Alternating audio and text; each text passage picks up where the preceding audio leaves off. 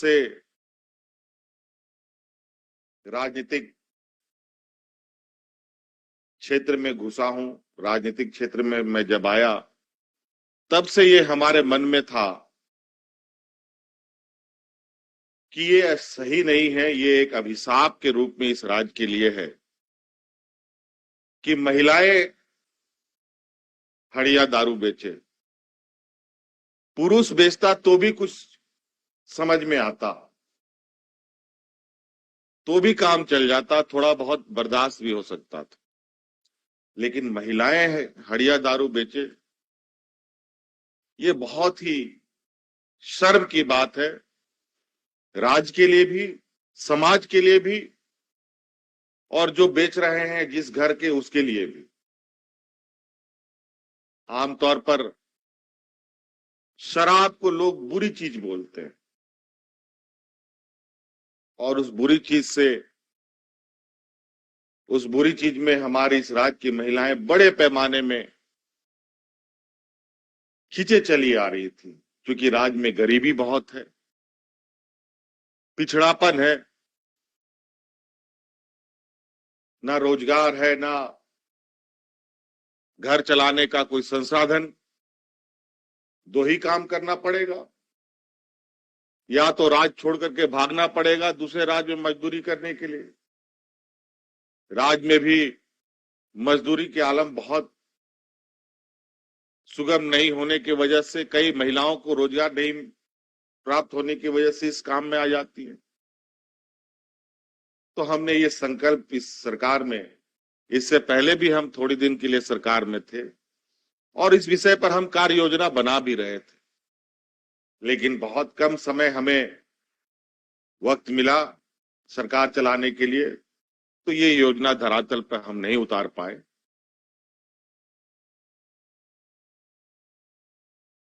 और इस बार जब आपके समर्थन से आज हम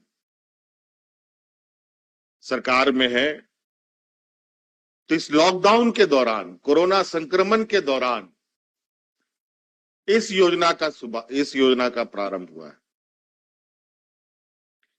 इस राज्य के गरीबी का आलम यह है, आपको सुनकर आश्चर्य भी होगा, आप गांव देहात से आते हैं, कि बहुत सारे गांव देहात में ऐसा भी परिवार है जिसके पास शरीर ढकने के लिए कपड़ा नहीं है, पैर में हवाई चप्पल नहीं है, जूता तो छोड़ दीजिए। आज उन गरीबों को भी तन ढकने के लिए सरकार योजना चला रही है, धोती साड़ी लुंगी, जो 10 रुपया में गरीब परिवारों को दिया जाता है।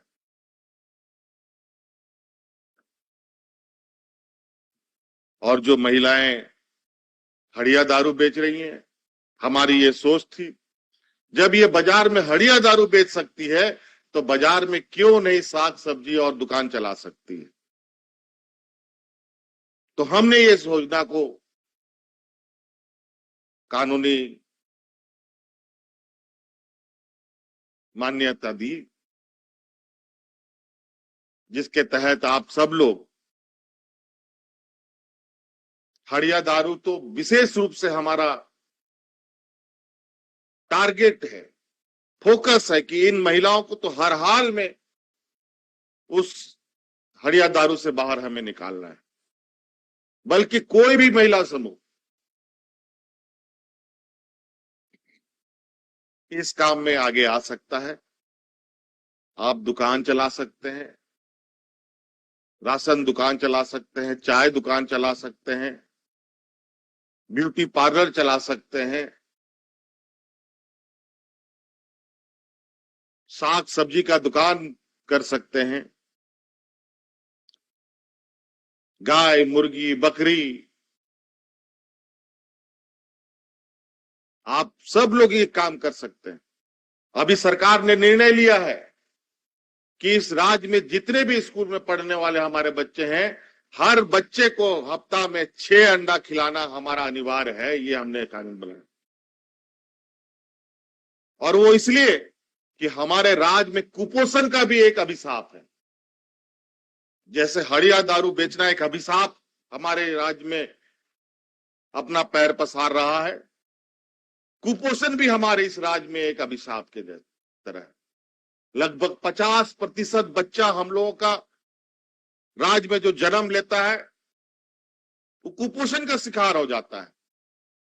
उस शरीर में उसका बहुत सारा जो बुद्धि का विकास, शारीरिक विकास जो होता है, कुछ दूर में जाके रुक जाता है, क्योंकि शरीर में उसका उतना ताकत नहीं है। और ताकत होगा भी कहां से? जिस मां ने उसको पैदा किया उसी के शरीर में ताकत नहीं था। तो जैसा मां वैसा बेटा, वैसा बच्चा।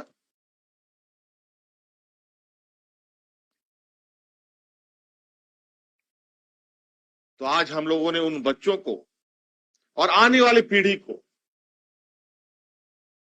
शारीरिक रूप से मजबूत बनाने के लिए, मानसिक विकास के लिए हम लोगों ने उन बच्चों को पौष्टिक खाने का व्यवस्था किया, जिसके तहत 6 अंडे हम लोग हफ्ते में देंगे। और वो 6 अंडे कहां से आएंगे? या तो हमको कर्नाटक, तेलंगाना, दूसरे राज्य से मंगाना पड़ेगा। आप महिलाएं उस अंडा को उत्पादन कीजिए। राज्य सरकार सारे अंडे, राज्य सरकार आप सभी लोगों से खरीदेगी। आप कीजिए काम, हम खरीदेंगे, सरकार खरीदेगी, आपका आय भी बढ़ेगा। अभी इस राज्य में बहुत सारे ऐसे काम हैं जिसको हम इधर उधर से, जहां तहां से हम जुगाड़ पुगाड़ पर काम कर रहे हैं। आप लोग आगे आइए, सरकार का एक हिस्सा बनिए। आपके बदौलत ये राज्य चलेगा, आपके बदौलत राज्य का विकास होगा। आज हमारे राज्य में लगभग हर जिले में जेल है। जेल में हम कैदियों को अनाज देते हैं, और वो अनाज हम कहां कहां से खरीद खरीद के लाते हैं। आप लोग अनाज उगाइए, आपसे सारा अनाज खरीद करके हम उन जेलों में कैदियों को खिलाने का काम करेंगे। खेती बाड़ी कीजिए बढ़िया से।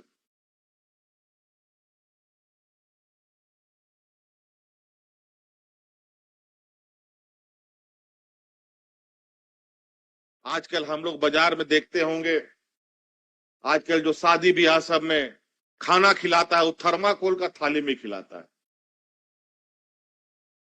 देखे है ना, सफेद सफेद थर्माकोल का थाली। और वो थाली पर्यावरण के लिए भी खराब है और हमारे लिए भी खराब है। हमने शुरू में इस बात को कहा कि इस थर्माकोल का और प्लास्टिक का उपयोग हम बंद करेंगे, और इस राज्य के अंदर ही, राज्य के लोगों के माध्यम से, उसमें सभी लोग हैं, चाहे वो महिलाएं आगे आ सकते हैं, कोई नौजवान आगे आ सकता है, कि आप लोग गांव में पत्तल का थाली बनाइए। राज्य में बहुत, जितना जल्दी आप लोग पत्तल का थाली बनाना शुरू करेंगे उतना जल्दी यहाँ पर वो थर्माकोल का थाली हम बंद करेंगे, और आप लोगों से खरीद करके उस राज्य में उसको दुकान दुकान तक पहुंचाने का काम किया जाएगा। कीजिए काम। और वो थाली बनाने के लिए डाई भी सरकार आपको देगी।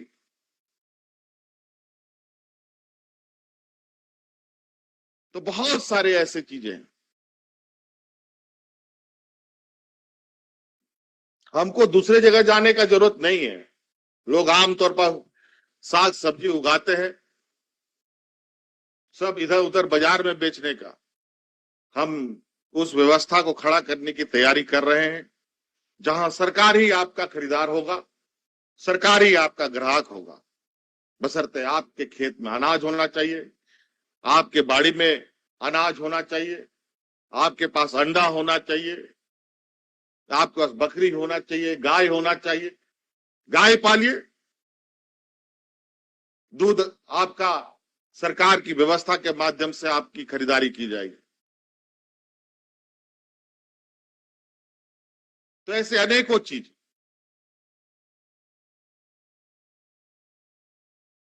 हम लोग के घर में परंपरागत व्यवस्था है। हम लोग गाय, गोरू, बकरी, सुअर, मुर्गी सबके साथ रहने वाले समाज के लोग हैं। ये तो दादा परदादा लोगों के समय से, जब दादा परदादा लोग थे उसमें भूखमरी नहीं होता था। लेकिन जैसे जैसे समय बीत रहा है, भौतिकवादी युग की ओर हम आगे बढ़ रहे हैं, हमारी भूखमरी, हमारी दयनीय स्थिति और खराब हो रही है। हमारी जरूरतें बढ़ रही हैं, लेकिन कमाई घट रहा है। अगर जरूरत बढ़ रही है तो कमाई को भी बढ़ाना पड़ेगा, और इसके लिए हमें सरकार के द्वारा चलाए जाते अभियान का एक हिस्सा भी बनना पड़ेगा।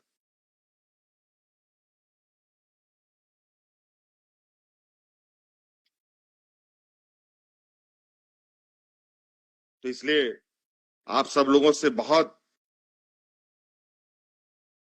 उम्मीद है हमें। सिर्फ पुरुष के माध्यम से राज्य का विकास कभी नहीं हो सकता, हम आपको बता दें। जब तक महिलाएं कदम से कदम नहीं मिलाएंगी, पुरुष महिला हल के दो बैल हैं, एक बैल से हल कभी नहीं जोता जा सकता। इसलिए आपको भी साथ में खड़ा होना पड़ेगा।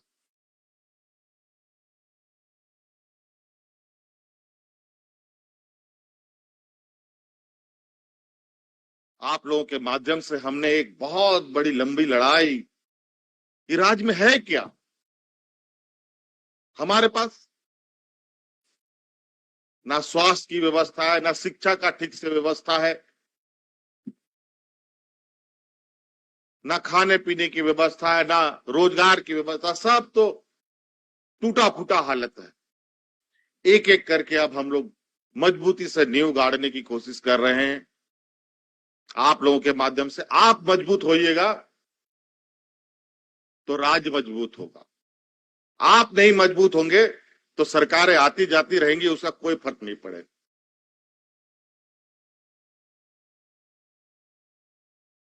आज कोरोना जैसा महामारी आया, पूरा दुनिया उसमें ढक गया, बड़ा बड़ा राज्य, बड़ा बड़ा देश, पूरा हाय तौबा हाहाकार मचा रहा है सब जगह। गाजर मूली की तरह लोग मरे। अभी भी चारों तरफ डर भय का माहौल है।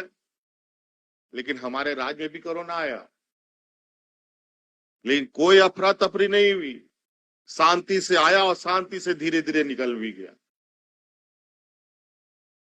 कोरोना जब पूरे चरम सीमा पर था, सब लोग घर में ताला बंद, न हाट, न बाजार, न गाड़ी, न घोड़ा, कुछ नहीं चलता था। उस समय हमारी ये जेएसएलपीएस की महिलाएं गांव गांव, मोहल्ले मोहल्ले में खाना बना करके गरीबों को खाना खिलाने का काम कर रही।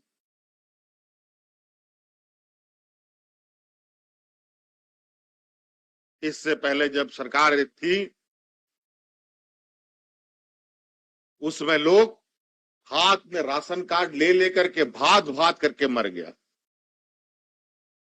दर्जनों लोग। और इस संक्रमण में सब लोगों को हम लोगों ने घर में ताला लगा दिया, एक भी आदमी को भूखा हम लोगों ने नहीं मरने दिया। आप लोगों के बदौलत, आप लोगों से के सहयोग से उन सब लोगों को हम लोगों ने जिंदा रखा। और आज इस महामारी को हम लोगों ने बिल्कुल चुनौती के रूप में लेते हुए आज इस राज्य को शांत माहौल बना रखा है और जीवन को सामान्य की ओर लेके जा रहे हैं। अभी हम लोगों ने पहले 9वीं 10वीं क्लास का स्कूल खोला था, अब 6ठी क्लास से भी स्कूल खुलना प्रारंभ हो गया।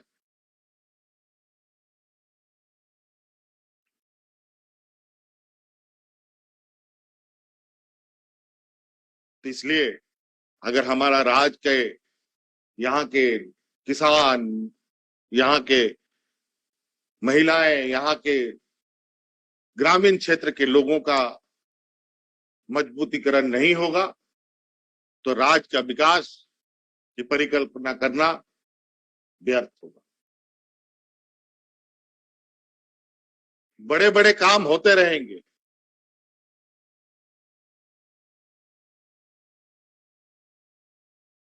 जो जड़ है, जड़ में हमें काम करने की आवश्यकता है, जिसको लेकर हम लगातार प्रयासरत है। हमारी कई बच्चियां जो इस देश का नाम रोशन करती रही हैं खिलाड़ी के रूप में, अचानक अखबार में आता है कि वो बच्ची हड्डियां बेच रही है। मन में ऐसा लगता है कि किसी ने छुरा भोंक दिया।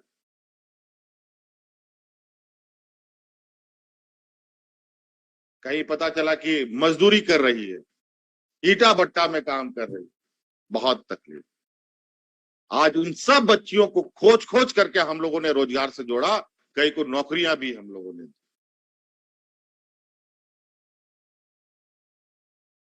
तो हमारी जहां तक नजर जाती है वहां तक तो हम पहुंच पाते हैं, जहां नजर नहीं जाती, जहां लोग हैं, आप सब लोग इस काम में जुड़िए।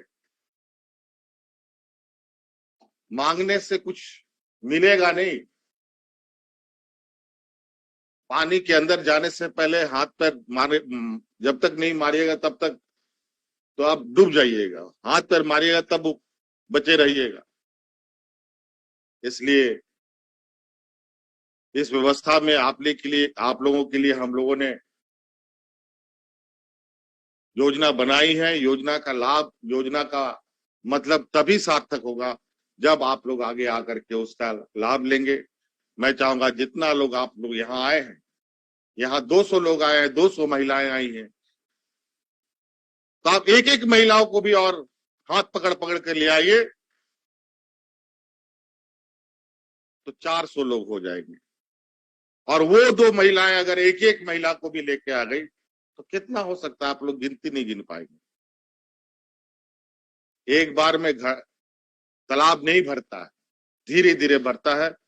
और ये एक बार में बदलने वाला भी नहीं है। ये हम लोगों ने बस शुरुआत की है। इसमें चलना आपको है और आपको मजबूत करना हमारा लक्ष्य है, हमारा उद्देश्य है।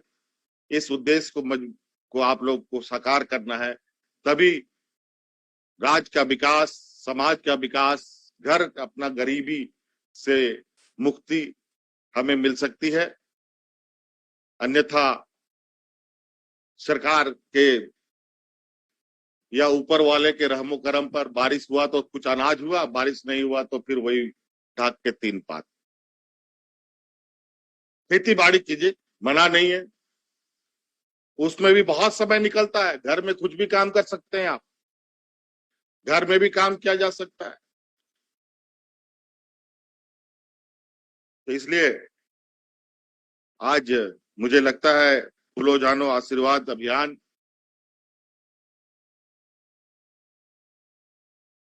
जितनी महिलाएं इससे जुड़ेंगी, जो हमारे वीर शहीद ये महिलाएं हैं, इनके भी सपने साकार होंगे। इन्हीं शब्दों के साथ हम अपनी बातों को समाप्त करते हैं। बहुत बहुत शुभकामनाएं, सबको जोहार।